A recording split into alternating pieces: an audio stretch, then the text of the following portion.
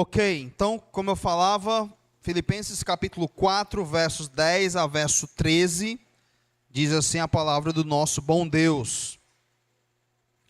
Alegrei-me sobremaneira no Senhor, porque agora, uma vez mais, renovastes a meu favor o vosso cuidado, o qual também já tinhais antes, mas vos faltava oportunidade. Digo isto, não por causa da pobreza, porque aprendi a viver contente em toda e qualquer situação. Tanto ser estar humilhado, como também ser honrado. De tudo e em todas as circunstâncias já tenho experiência, tanto de fartura como de fome, assim de abundância como de escassez. Tudo posso naquele que me fortalece. Vamos repetir juntos o verso 13. Tudo posso naquele que me fortalece. Só vocês agora. Tudo. É isso aí. Vamos orar. Deus nos abençoe essa noite. Fala ao nosso coração. Alimenta as nossas almas com a tua palavra. Nos enche da tua graça, Deus, a cada dia. Em nome de Jesus. Amém. Esse versículo, tudo posso naquele que me fortalece, Filipenses 4:13. A primeira vez que ele me chamou a atenção foi numa luta entre Evander Holyfield e Mike Tyson. Acho que só os mais antigos vão lembrar, né, dessa luta, em que o Tyson mordeu a orelha dele lá. Mike Tyson era alguém invencível, né? E Holyfield vai lá e ele entra no seu roupão, tinha lá a referência dessa passagem. E aí essa passagem ficou muito conhecida mundialmente. E ele vence ele. E aí o versículo ficou conhecido mundialmente e mal interpretado mundialmente. Porque criou-se a ideia de que num desafio, como uma luta, eu posso vencer, né? Tudo posso naquele que me fortalece. Posso vencer até um oponente quase que invencível, mas como eu posso tudo naquele que me fortalece, eu posso também vencer isso. E aí foi se criando, né, várias coisas que você pode fazer, basta você pensar nesse versículo aqui, repeti-lo, e em Cristo você vai poder fazer todas as coisas. Certa vez um irmão estava me dizendo que era possível até viver sem pecar aqui no mundo ainda. Eu disse, como assim? O pecado ainda habita na gente e tal. Apesar dele não ser mais do nosso Senhor. Eu disse, não, mas não tem aquele versículo, tudo posso naquele que me fortalece. E aí, tudo foi se usando esse versículo e por aí vai. Mas do que realmente Paulo está falando? Então vamos aqui para o texto. Vocês lembram de onde Paulo escreveu essa carta? Eu falei isso na quarta passada. Ele estava onde? Na prisão. Então ele está preso e ele escreve essa carta. Os objetivos dessa carta era tratar uma questão de heresia ou dos judaizantes que estavam dentro da igreja, mas era também animar os irmãos e cientificar os irmãos de que Paulo estava bem, porque os irmãos estavam muito preocupados com ele. Mandam Epafrodito para poder saber da situação dele, enviam uma oferta para Paulo, e essa igreja sempre foi parceira de Paulo no que diz respeito ao cuidado financeiro com ele. Então eles mandam Epafrodito. Lembram que Epafrodito nessa viagem ele adoece, quase morre, e Paulo então vai dizer que tem que receber Epafrodito de volta com alegria, e sempre honrar homens como este, que por causa da obra de Deus, da obra de Cristo, ele quase morre e ele estava disposto a dar a vida em prol da obra do Senhor. E aí, Epafrodito então leva essa carta de volta para falar com a igreja.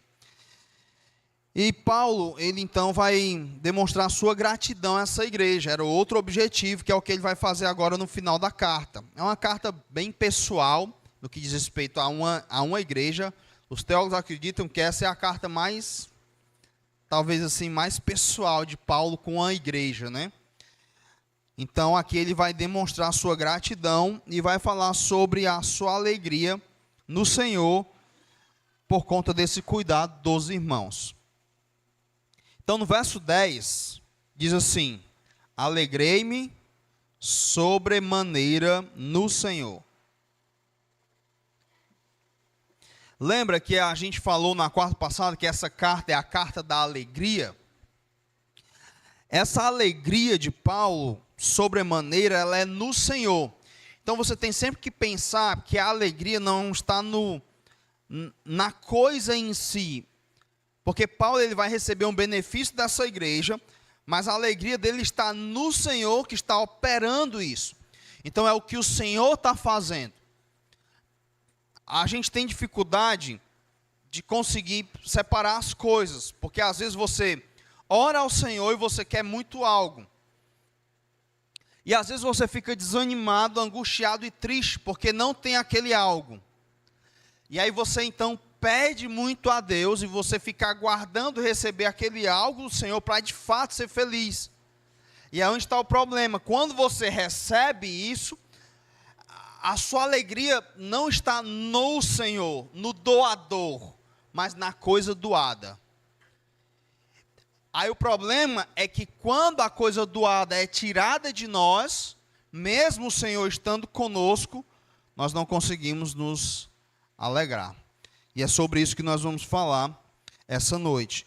Então a alegria do apóstolo Paulo, mesmo tendo perdido a sua liberdade, estando preso, ele consegue escrever para irmãos que estão livres, estão em liberdade, estão numa situação bem melhor do que a dele, no que diz respeito à liberdade. Essa igreja está triste e preocupada com a situação dele, por isso eles enviam Epáfras, ou Epafrodito, digo melhor, e Paulo está dizendo, não, eu estou feliz, eu estou animado, então se alegrem comigo.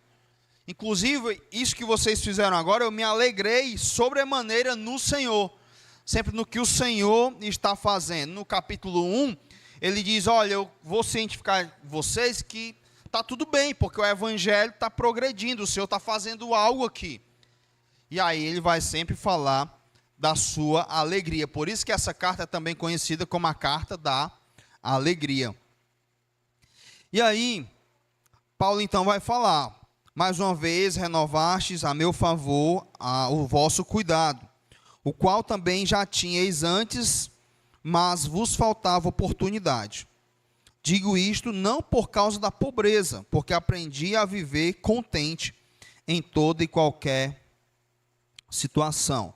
Aí vai falar, você ser humilhado, como também ser honrado, em tudo e em todas as circunstâncias já tenho experiência, tanto de fartura como de fome, assim como de abundância como de escassez. O apóstolo Paulo, ele aprendeu a lidar, ele disse que eu sei lidar com todas as situações, eu sei estar contente, eu sei viver contente em qualquer situação. E aqui é algo, essa noite que a gente está aprendendo aqui é algo muito precioso. Porque quem não quer aprender a viver contente em qualquer situação, não é não? Todo mundo quer. Porque tem aqueles dias escuros, né? Aqueles dias que a gente fica desanimado e tal, para baixo. Às vezes nem a gente sabe por que a gente está assim. Não sei se isso acontece com você. Você fica assim, sabe? Aí dá vontade de sair desse mundo, ou então de dormir e não acordar mais, e por aí vai. E às vezes está tudo tão bom, está tudo tão gostoso, que você fica assim, nossa, e seu coração está alegre, você está grato a Deus, mas nem sempre é assim. Aí acontece algo e você desanima, né? Vem uma enfermidade, vem uma virose, e aí a gente já fica baqueado. O filho adoece, e aí você já fica... Aí às vezes um desentendimento no lar e tudo, enfim, são tantas coisas. Você perde alguém muito querido, e aquilo é um soco assim que deixa você zonzo, e você leva tempo para se reerguer.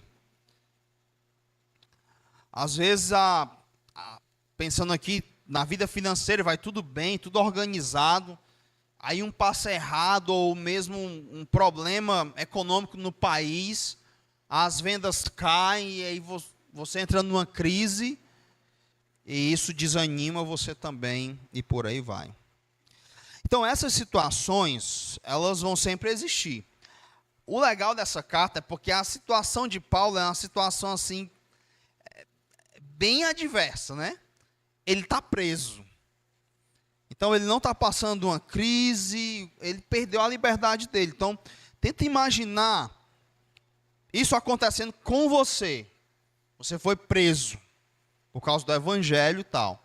Então você vai ficar, como é que vai ficar minha família, meus filhos, como é que vai estar a situação? A situação de calamidade, imagina só os pastores sendo presos e tal, o evangelho, a perseguição e tudo, essa situação. E aí Paulo está vivendo isso, e aí ele vai animar esses irmãos, vai falar sobre a sua alegria no Senhor e sobre saber viver contente. Heber Campos Júnior, ele vai dizer que um dos maiores perigos que a nossa alma corre é quando ela não está contente, quando nós não estamos satisfeitos. Olha comigo aí, abre comigo 1 Timóteo, passa algumas folhas, você vai chegar em 1 Timóteo.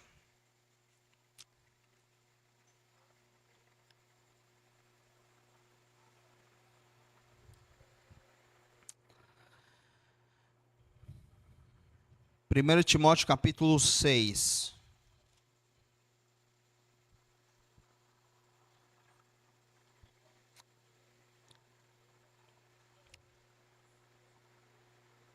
Amém?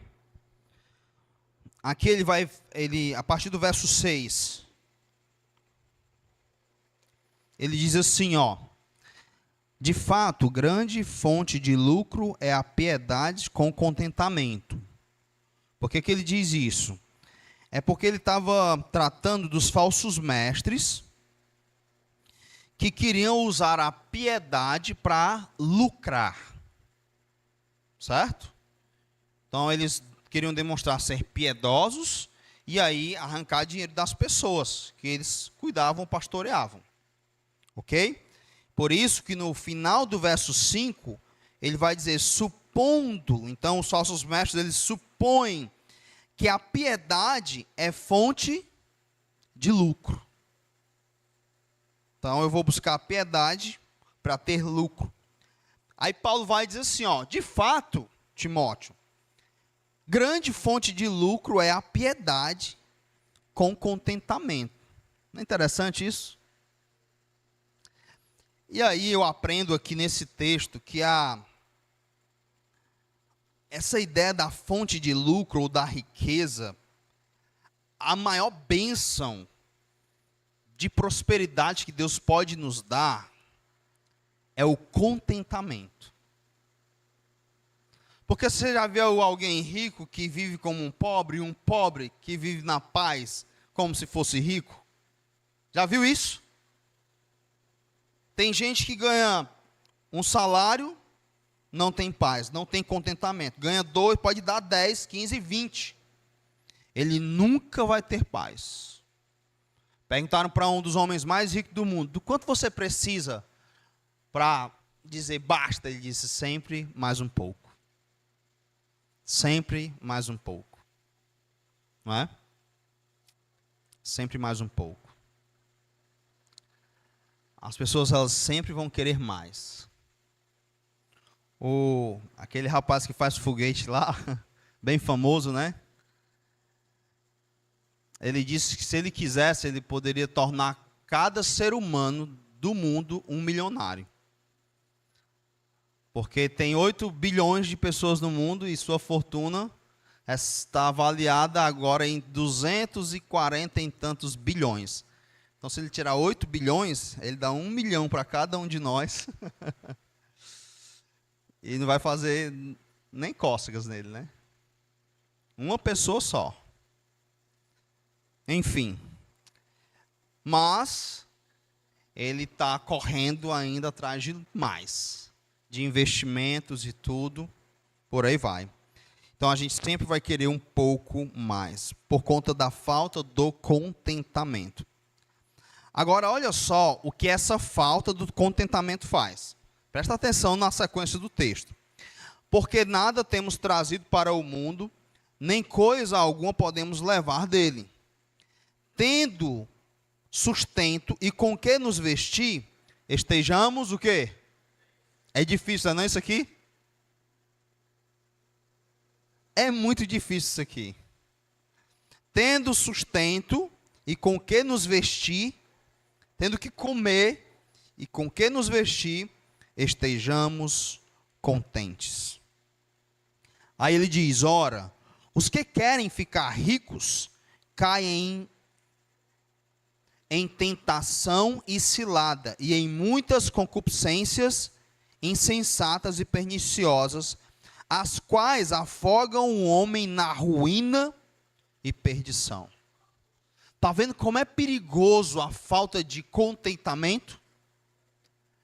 É o 9º mandamento, não cobiçarás. É a cobiça, é a falta de contentamento. E por que ela é tão perigosa? Aqui nós estamos tratando de uma questão financeira, tá? Mas a falta de contentamento, ela envolve várias coisas da vida, ela abrange todas as áreas da vida. Então você está descontente com alguma coisa e você vai tentar se satisfazer, encontrar esse contentamento em alguma coisa. Você vai ficar buscando isso. Essa busca desenfreada. E aí você fica desanimado, você fica para baixo. Isso vai angustiando a gente. Está faltando alguma coisa.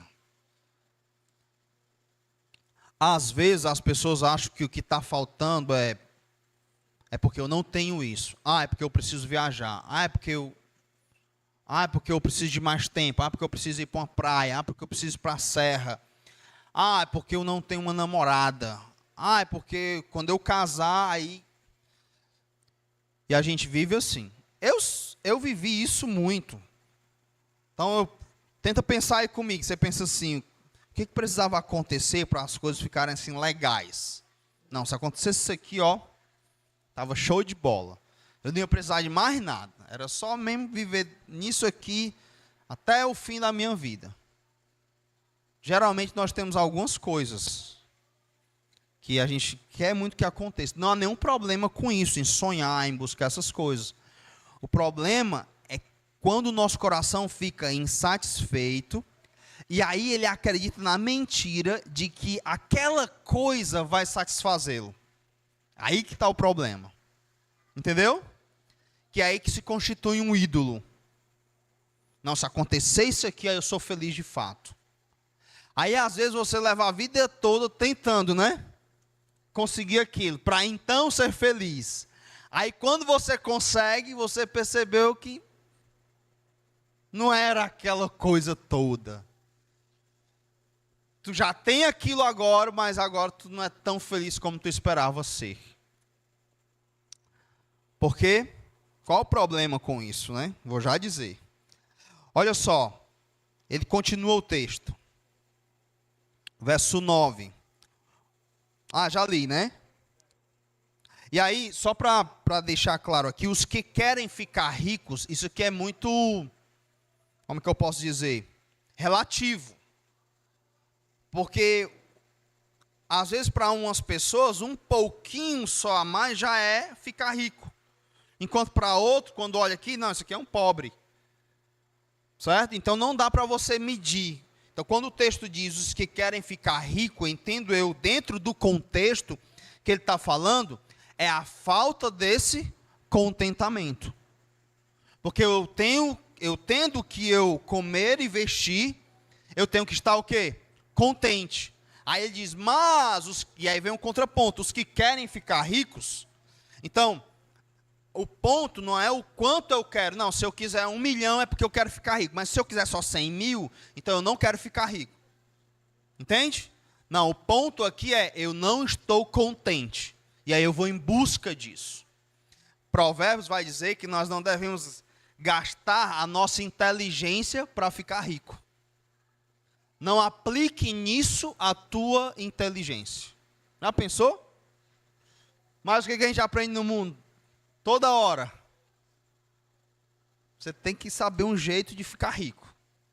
Tem que ter um jeito. E aí ele vai e diz, olha, os que querem ficar ricos, aí eu entendo que é a falta desse contentamento. Aí você vai em busca disso. Aí as pessoas que querem isso vão ser atormentadas. Aí no verso 10 ele diz, verso 9, ora, os que querem ficar ricos, deixa eu ler de novo, caem em tentação e cilada, e em muitas concupiscências insensatas, perniciosas, as quais afogam o homem na ruína e perdição.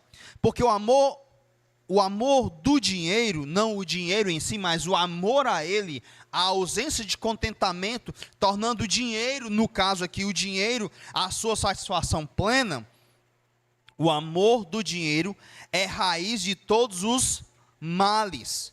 E alguns, olha só, nessa cobiça, se desviaram de quê? Da fé. Aí o texto vai e diz mais, e a si mesmos se atormentaram com muitas dores. Pode voltar lá para Filipenses. Então, você tem esse exemplo específico de desejo por riqueza, por causa da ausência do contentamento. E o meu ponto aqui é que a ausência do contentamento nos faz, seja por dinheiro ou seja por outra coisa qualquer, nos faz nos atormentar com muitas dores. Então, aprender a viver contente vai nos ajudar a vencer o desânimo, o tormento na nossa vida. E qual o segredo para isso aqui? Paulo, no final, ele diz, olha, eu sei viver de todo jeito. Eu sei estar contente em toda situação. E aí ele fala, posso, é o resumo, né? A sua premissa, posso. Por que, Paulo? Posso todas as coisas naquele que me fortalece. Posso todas as coisas naquele que me fortalece. Às vezes, diante dos problemas da vida, das dificuldades, geralmente você diz assim, ó, eu não tenho força para continuar seguindo a Cristo diante desse problema. É o que geralmente acontece, né? Você desanima, aí você não consegue mais servir a Cristo, continuar na sua caminhada, devido à pancada que você levou na vida. E às vezes você nem tem culpa disso. É o mundo que nós vivemos e coisas assim acontecem e aí eu não tenho força. Eu não sei passar por essa situação. E aí nós desanimamos, nós muitas vezes caímos numa depressão e perdemos a razão de viver, assim como a razão para servir a Deus também.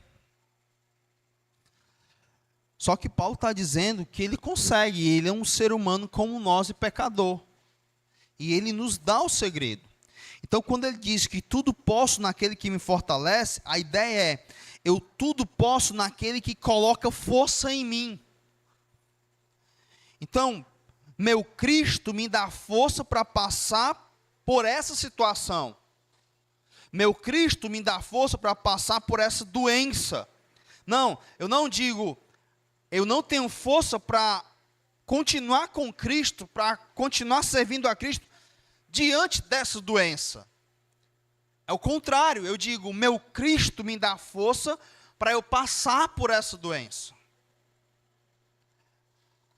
Às vezes essa doença vai ser o resto da sua vida, vai ser crônica e pode ser que ela até leve você para Cristo.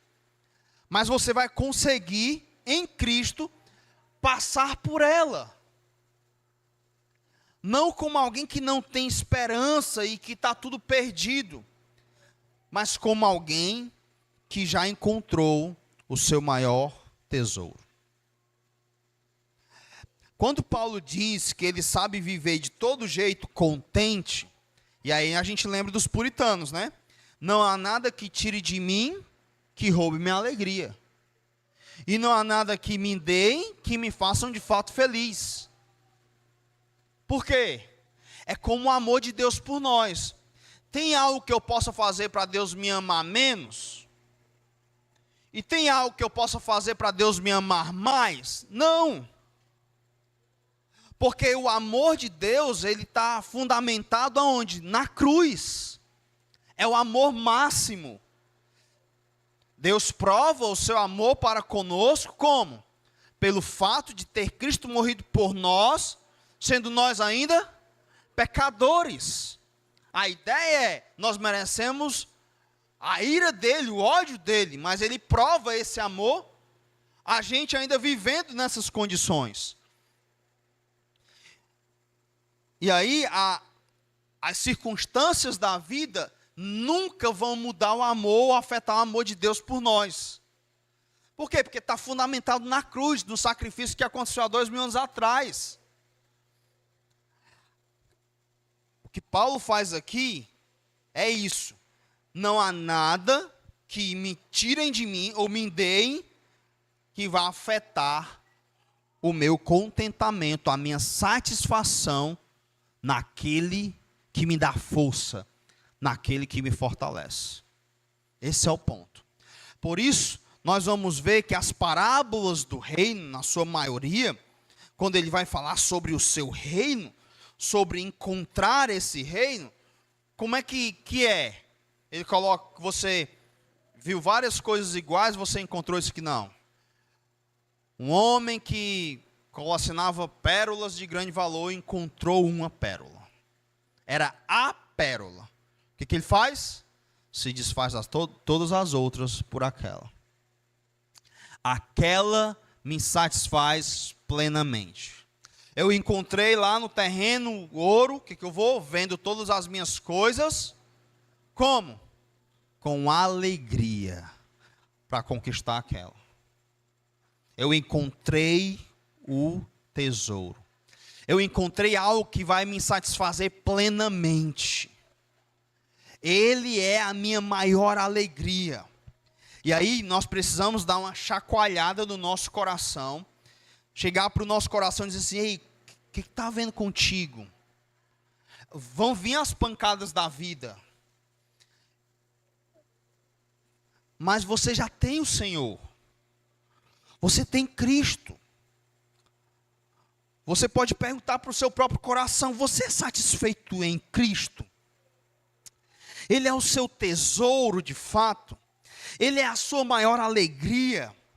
Ele é a sua maior paixão?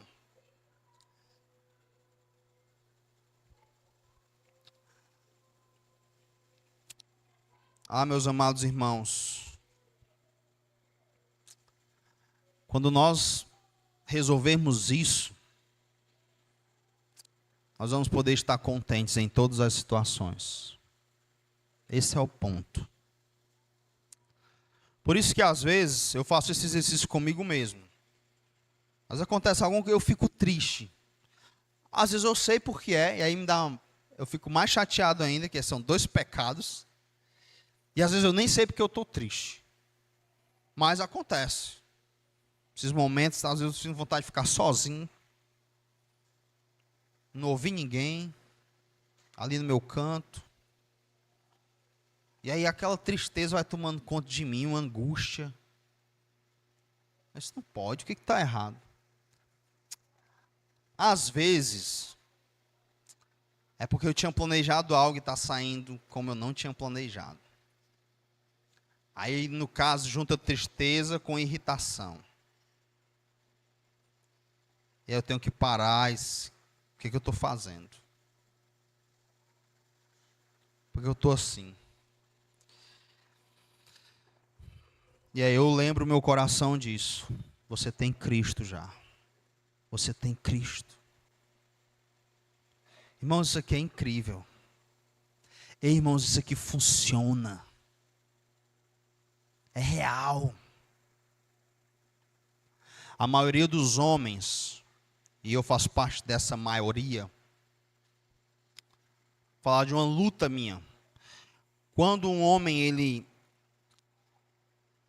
leva um fora da esposa, geralmente ele fica irado. Minha grande luta. Por anos, ele fica irado. Vai lá, tenta ter um momento íntimo, aí não dá certo. Aí ele fica irado. Aí ele começa a tratar a esposa com aspereza. Que era o meu caso. Aí eu pensava nisso aqui, sabe? Aí eu pecava, ficava chateado e tal, irado. Aí eu comecei a fazer assim, ó, eu vou orar agora e vou pedir, Senhor, que eu encontre satisfação em Ti. A ausência disso aqui não me dá o direito de pecar. Eu não posso tratar a minha esposa mal por causa disso aqui. Eu estou ofendendo a Ti. Eu comecei a orar. Sempre que acontecia, eu ia orar e pedir isso a Deus.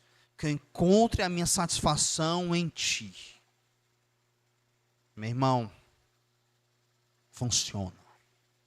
Para qualquer coisa nessa vida. Funciona. É real. Cristo é real. Ele é o nosso tesouro. O seu coração pode desejar o que for. Quando ele não tiver aquilo que ele deseja, diga para ele, ei, você tem Cristo. Você já está satisfeito. Você já tem aquilo que te completa plenamente.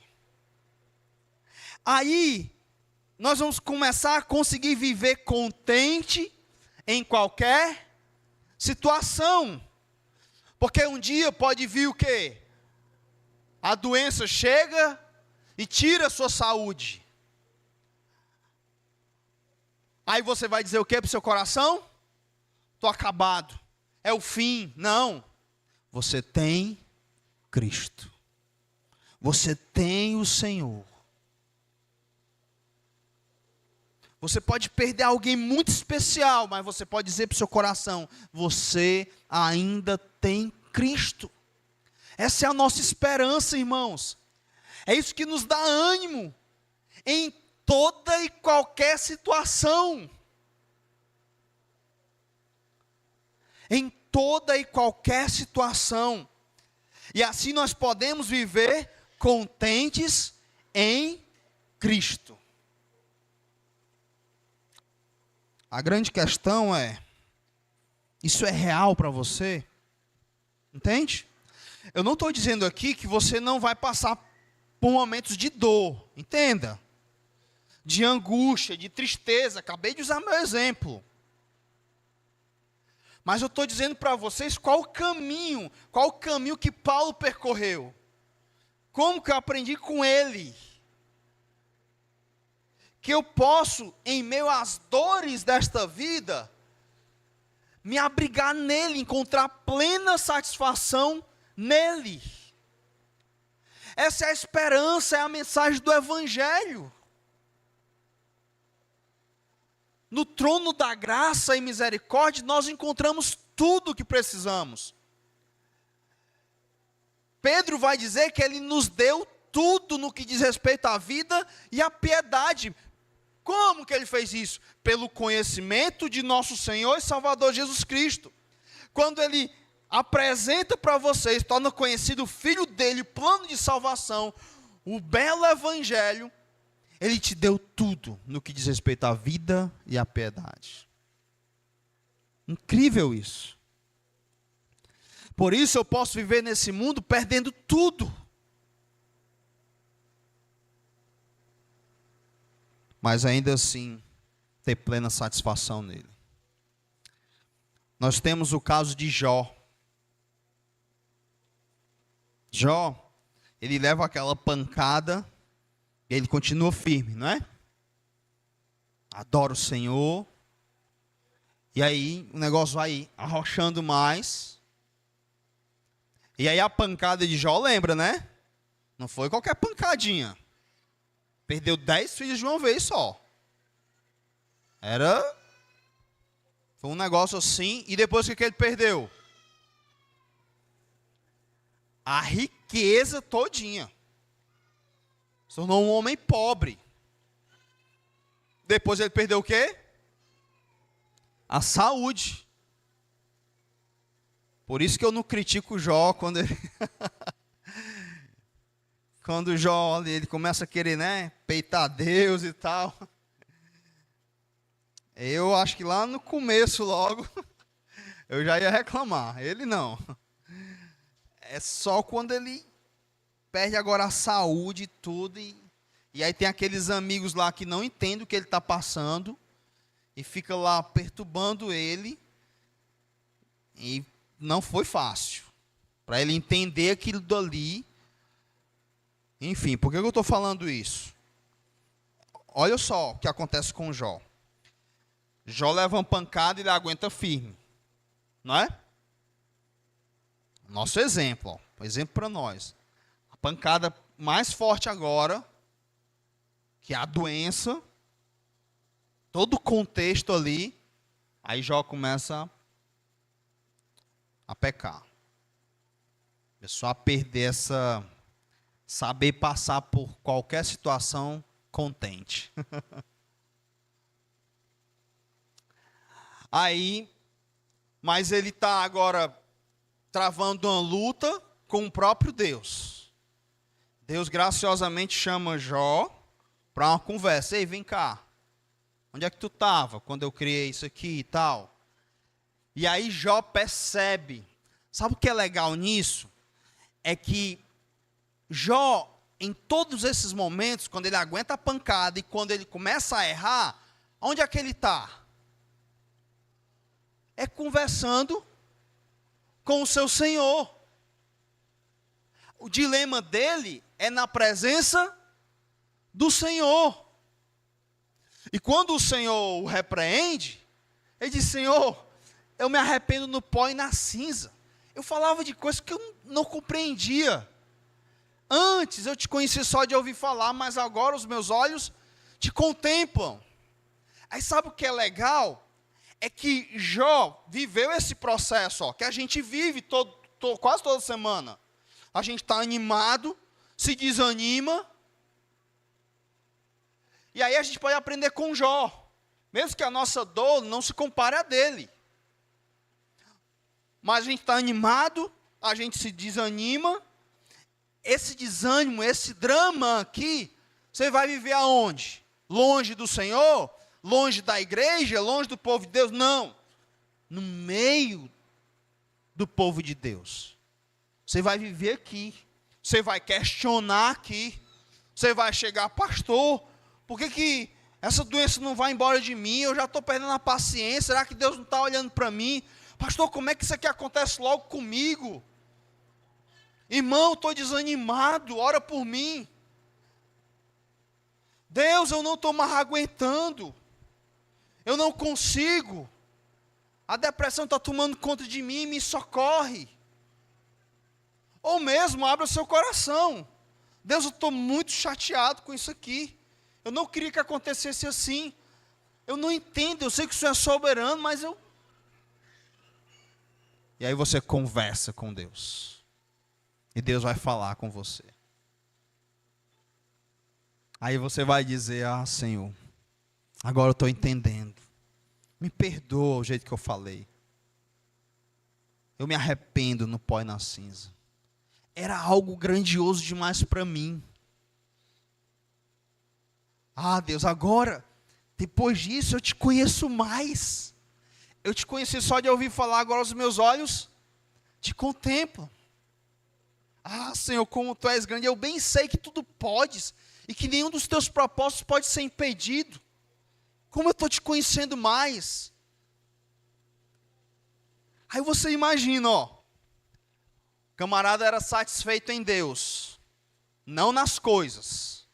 Contente em toda situação. Aí ele perde família, riqueza e saúde. Enquanto ele perde os filhos e a riqueza, ele continua contente em Deus. Mas quando o negócio vai apertando, aí ele começou a... Aí dentro desse processo em que Jó aprende mais sobre Deus, ele fica mais maravilhado com o Senhor, mais contente no Senhor, sem os filhos, sem a riqueza e sem a saúde. É de arrepiar.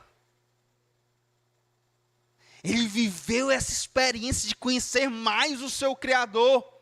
E agora, como moribundo, todo rapado, fedendo, acabado, desrespeitado, ele está tendo uma visão de Deus incrível. Eu te conhecia só de ouvir falar, mas agora eu te conheço mais. E ele está feliz. Já pensou, irmãos? Jó sabia passar por qualquer situação agora contente. Não é não? Contente.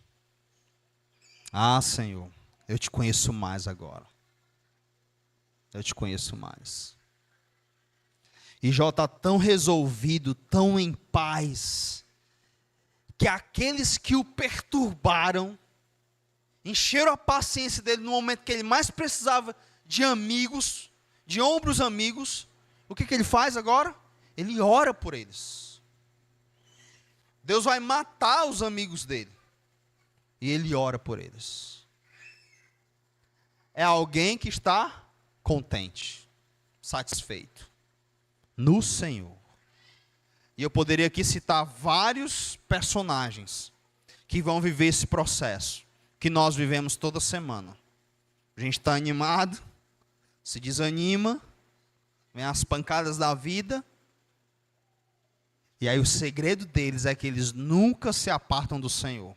Vocês acham que José, quando foi vendido pelos irmãos, levou muita pisa como escravo, ele chegou lá entre os escravos, ele chegou lá sorrindo? Que maravilha, foi promovido. Não. Deve ter chegado lá acabado, tentando entender aquilo. Por que o Deus dele deixou ele passar por aquilo? E ele não tinha culpa, foram os irmãos.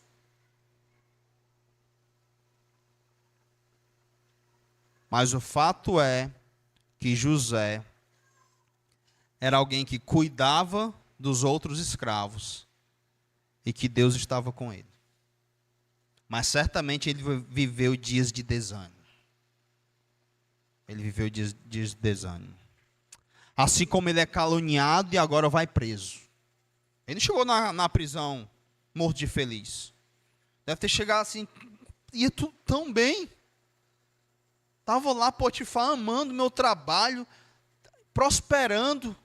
Eu fui fiel ao Senhor. Eu disse para essa mulher, eu não posso pecar contra meu Deus. E ela me calunia, agora eu estou preso aqui. Imagina os primeiros dias dele na prisão. No final, já perto dele sair, ele fala para o copeiro, lembra de mim, faz menção de mim para o rei lá, porque eu nada fiz para estar aqui nessa masmorra. Mas ele estava lá. Mas lá na prisão, ele também consola os presos. Já pensou? Mas foi fácil assim? Não. Teve dias difíceis.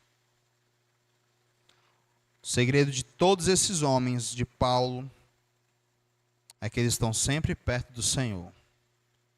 Eles perdem em algum momento o contentamento em Deus e logo eles retornam. Esse é o segredo, irmãos. E assim nós vamos aguentar as pancadas dessa vida. Elas virão. Mas com o Senhor elas fazem sentido. E elas cooperam para o nosso bem. Amém?